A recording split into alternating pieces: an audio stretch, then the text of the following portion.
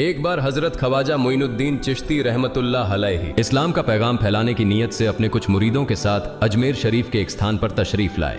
जिस मुकाम पर हजरत ख्वाजा मोइनुद्दीन चिश्ती रहमतुल्लाह अलैहि ने क़याम किया, वहां के करीब ही एक बड़ा तालाब था जिसे स्थानीय हिंदू लोग अनासागर कहते थे। उस दौर में इस तालाब की वसात और पवित्रता के कारण हिंदू समाज में इसका बहुत एहतराम किया जाता था। उनका यह अकीदा था कि जो शख्स दिन भर गुनाह करने के बाद इस तालाब में गौस्ल करता है, उसके तमाम गुनाह धुल जाते हैं। इसी वजह से वे इस तालाब को हमेशा दियों से सजाए रखते थे। कहा जाता है कि इस तालाब में हर रात दिए जलाने के लिए तकरीबन 3 मन तेल की जरूरत होती थी। तालाब की पवित्रता के कारण वहां सभी हिंदुओं को दाखिल होने की इजाजत नहीं थी। सिर्फ आला तबके के ब्राह्मण ही वहां गौस्ल कर सकते थे और तालाब के पानी को छू सकते थे।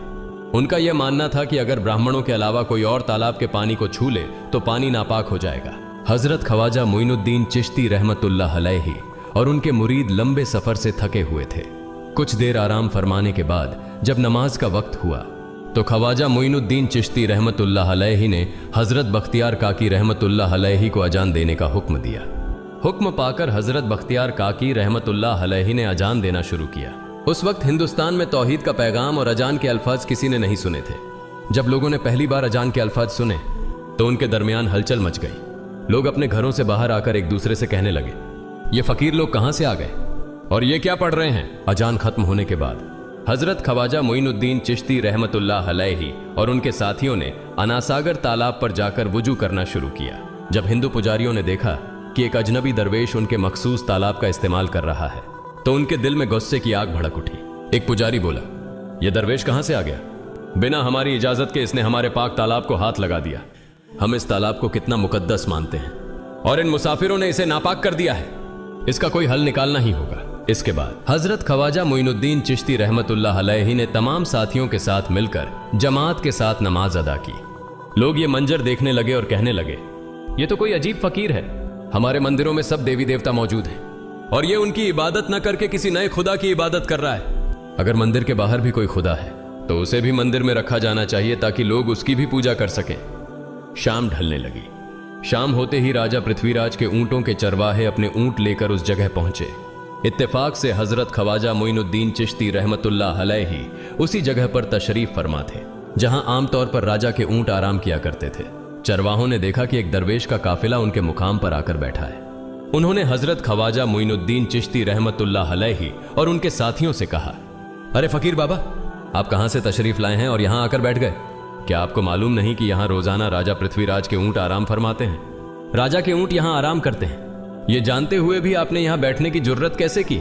हजरत ख्वाजा मोइनुद्दीन चिश्ती रहमतुल्लाह अलैहि ने उन चरवाहों को नरमी से जवाब दिया, बाबा, हम मुसाफिर हैं और अनजान हैं। हमें मालूम नहीं था कि इस मुकाम पर राजा के ऊंट आराम करते हैं। चूंकि हम पहले ही यहां रात गुजारने का इरादा कर चुके हैं, तुम अपने ऊंटों को आज किसी और जगह आराम देने ले जाओ। आसपास बहुत सी जगहें हैं। हजरत ख्वाजा मोइनुद्दीन चिश्ती रहमतुल्लाह अलैहि का जवाब सुनकर पृथ्वीराज के चरवाहे बोले, फकीर की हिम्मत तो देखो, कहता है कि राजा के ऊंटों को कहीं और ले जाएं और खुद यहां बैठे रहेंगे।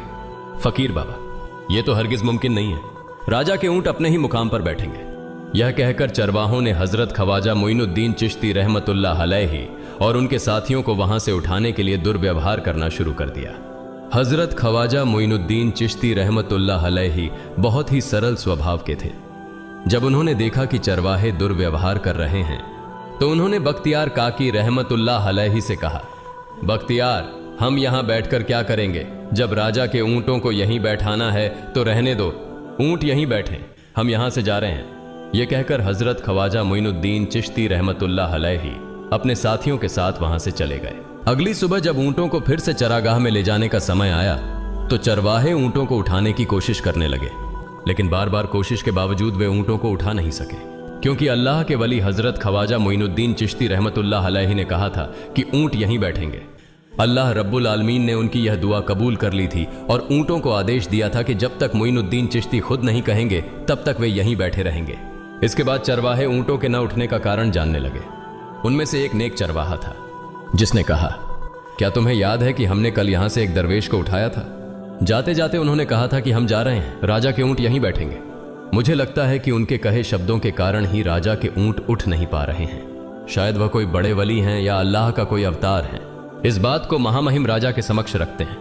इसके बाद चरवाहे पृथ्वीराज के पास पहुंचे और हाथ जोड़कर निवेदन किया, महाराज, हमने बहुत कोशिश की, लेकिन आपके ऊंटों को उनके स्थान से नहीं उठा सके और उन्हें चरागाह में घास चराने नहीं ले जा पा रहे हैं। राजा पृथ्वीराज ने आश्चर्य से पूछा, क्या ऊंटों को कोई बीमारी है जिस कारण वे उठ नहीं पा रहे? चरवाहों ने कहा, महाराज, ऊंट पूरी तरह स्वस्थ हैं, उन्हें कोई बीमारी नहीं है। पृथ्वीराज ने कहा, तो फिर वे अपनी जगह से क्यों नहीं उठ रहे? चरवाहों ने कहा, महाराज, कल उस स्थान पर एक दरवेश बैठे थे, हमने उनके और उनके साथियों के साथ काफी दुर्व्यवहार किया और उन्हें वहां से उठा दिया था। जाते जाते उन्होंने कहा था, राजा के ऊंट यहाँ बैठेंगे और उठेंगे नहीं। हमें लगता है कि दरवेश की बद्दुआ के कारण ही ऊंट अपनी जगह से नहीं उठ पा रहे हैं। तब पृथ्वीराज ने हुक्म दिया, अच्छा, जाओ और उस दरवेश को मेरे पास ले आओ। जब हजरत ख्वाजा मोइनुद्दीन चिश्ती रहमतुल्लाह अलैहि पृथ्वीराज के दरबार में पहुंचे तो पृथ्वीराज ने उनसे पूछा, ए दरवेश, आपने मेरे ऊंटों को क्यों पंगु बना दिया है?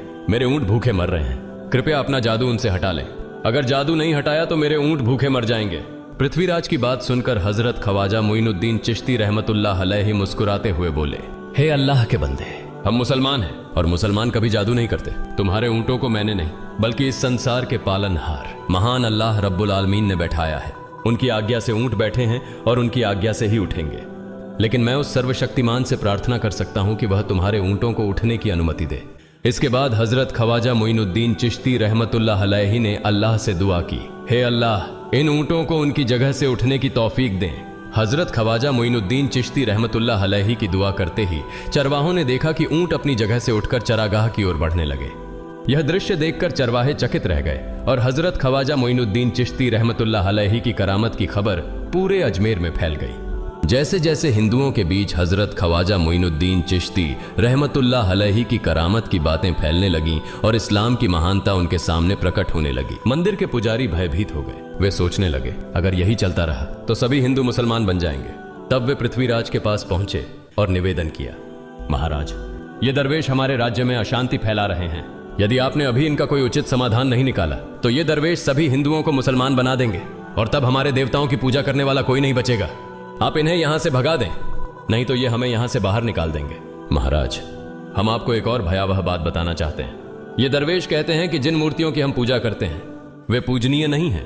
उनका कहना है कि ये केवल निर्जीव पत्थर है जिनमें कोई शक्ति नहीं है। ये साधारण लोगों को इस तरह की बातें बताकर भ्रमित करना चाहते हैं। सबसे आपत्तिजनक बात यह है कि ये दरवेश हर दिन 5 बार हमारे पवित्र तालाब में हाथ लगाकर उसे अपवित्र कर रहे हैं। पुरोहितों की बात सुनकर पृथ्वीराज ने हजरत ख्वाजा मोइनुद्दीन चिश्ती रहमतुल्लाह अलैहि को बुलाया। जब हजरत ख्वाजा मोइनुद्दीन चिश्ती रहमतुल्लाह अलैहि उनके दरबार में पहुंचे तो पृथ्वीराज ने कहा, ए दरवेश, हम देख रहे हैं कि आप गोमाता का मांस खाते हैं और हमारे देवताओं का अपमान करते हैं। हमारे धर्म के बारे में तरह तरह की उल्टी सीधी बातें कर रहे हैं। हम यह सहन नहीं कर सकते। हम यह भी देख रहे हैं कि आप हमारे पवित्र तालाब को अपने अपवित्र हाथों से खराब कर रहे हैं। आप तुरंत हमारे देश से चले जाएं। हजरत ख्वाजा मोइनुद्दीन चिश्ती रहमतुल्लाह अलैहि ने कहा, बाबा, हम लोग तो केवल वुजू करते हैं, नहाते नहीं। अगर पूरी देह के स्पर्श से आपके तालाब का पानी खराब नहीं होता है तो केवल हमारे हाथ और चेहरे के पानी से तालाब अपवित्र कैसे हो सकता है? यह सुनकर पृथ्वीराज ने कहा, वे सभी लोग हमारे धर्म के हैं जबकि तुम लोग कहीं और से आ गए हो। तुम हमारे धर्म के नहीं हो, इसलिए तुम्हारे हाथ लगाने से हमारा तालाब अपवित्र हो जाता है। तब हजरत ख्वाजा मोइनुद्दीन चिश्ती रहमतुल्लाह अलैहि ने कहा, अच्छा बाबा, हम अब आपके तालाब के पानी को हाथ नहीं लगाएंगे, लेकिन हमें पानी की जरूरत है तो हम चाहते हैं कि केवल एक बर्तन में पानी ले लें। पृथ्वीराज ने कहा, ठीक है, तुम पानी ले सकते हो, लेकिन तुम्हारा बर्तन तालाब में लगे, तुम्हारे हाथ नहीं। अगर तुम्हारे हाथ स्पर्श करें तो हम इसके खिलाफ सख्त कार्रवाई करेंगे। राजा के साथ सहमति के बाद हजरत ख्वाजा मोइनुद्दीन चिश्ती रहमतुल्लाह अलैहि ने अपने मुख्य खलीफा बख्तियार काकी रहमतुल्लाह अलैहि से कहा, बख्तियार, जाओ और राजा के तालाब से एक बर्तन में पानी ले आओ, लेकिन बहुत सावधानी से पानी लेना ताकि तुम्हारा हाथ तालाब के पानी को छू न सके। बख्तियार काकी रहमतुल्लाह अलैहि हजरत ख्वाजा मोइनुद्दीन चिश्ती रहमतुल्लाह अलैहि के आदेश का पालन करते हुए आना सागर से पानी लेने गए। उन्होंने बर्तन को तालाब में डुबोया और उनका हाथ पानी को नहीं छू सका क्योंकि चमत्कारवश पूरा तालाब एक छोटे बर्तन में समा गया। आना सागर पूरी तरह से सूख गया और उसकी तली में केवल सूखी रेत दिखाई देने लगी। जब पुरोहितों ने देखा कि उनके पवित्र तालाब में एक भी बूंद पानी नहीं बची है और वह मरुस्थल की तरह सूख गया है तो वे घबराते हुए राजा पृथ्वीराज के पास गए और बोले, महाराज, यह तो भारी संकट हो गया है। पृथ्वीराज ने पूछा, क्या हुआ? पुरोहितों ने कहा, उस दरवेश ने हमारे पूरे तालाब का पानी ले लिया है। अब हमारे पवित्र तालाब में एक बूंद भी पानी नहीं है। अगर इस तालाब में पानी नहीं होगा तो हम अपने पापों का प्रायश्चित कैसे करेंगे? दूर दूर से हजारों हिंदू लोग इस तालाब में स्नान करने आते हैं ताकि वे अपने पाप धो सकें। अगर पानी नहीं रहेगा तो वे यहां आना बंद कर देंगे, जिससे हमारा बड़ा नुकसान होगा और अजमेर की मान मर्यादा मिट्टी में मिल जाएगी। पृथ्वीराज गहरे विचार में पड़ गए। वे हजरत ख्वाजा मोइनुद्दीन चिश्ती रहमतुल्लाह अलैहि के खिलाफ कोई कठोर कदम उठाने से झिझक रहे थे, क्योंकि उन्हें आशंका थी कि अगर उन्होंने दरवेश के खिलाफ सैनिक भेजे और दरवेश ने सैनिकों पर भी जादू कर दिया तो उनकी परेशानी और बढ़ जाएगी। इसलिए उन्होंने कहा, तुम लोग जाओ और उस दरवेश को मेरे पास बुला कर लाओ। मैं देखता हूं कि वह क्या चाहता है। अगर उसकी मांग उचित होगी तो हम उसे मान लेंगे, और यदि उचित नहीं हुई तो हम माफी मांगकर अपना तालाब का पानी वापस ले लेंगे।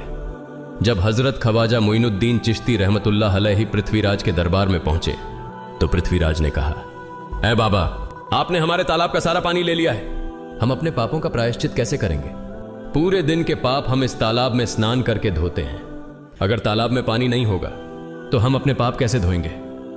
हजरत ख्वाजा मोइनुद्दीन चिश्ती रहमतुल्लाह अलैहि ने उत्तर दिया, देखो बाबा, तुम्हारे पास आना सागर है, पर दुनिया के हर कोने में ऐसा तालाब नहीं है, तो क्या वे लोग अपने पाप कैसे धोएंगे? पापों को धोने की ताकत इस तालाब के पानी में नहीं है। पापों को माफ करने वाला केवल अल्लाह है, जिसने आकाश, धरती और पूरी सृष्टि बनाई है। उसकी इजाजत के बिना एक पत्ता भी नहीं हिलता। इसलिए मैं तुम्हें इस भ्रम को छोड़कर सही राह पर आने की दावत देता हूं। वहां मौजूद हजारों हिंदू हजरत ख्वाजा मोइनुद्दीन चिश्ती रहमतुल्लाह अलैहि की बातें मंत्रमुग्ध होकर सुन रहे थे। इसके बाद उन्होंने कहा, जाओ बख्तियार, जिस बर्तन में तुमने तालाब का पानी लिया था उसे वापस तालाब में डालाओ। बख्तियार काकी रहमतुल्लाह अलैहि हजरत ख्वाजा मोइनुद्दीन चिश्ती रहमतुल्लाह अलैहि के हुक्म से आना सागर में बर्तन का पानी डालने गए। जैसे ही बर्तन का पानी तालाब में डाला, आना सागर फिर से पानी से लबालब भर गया।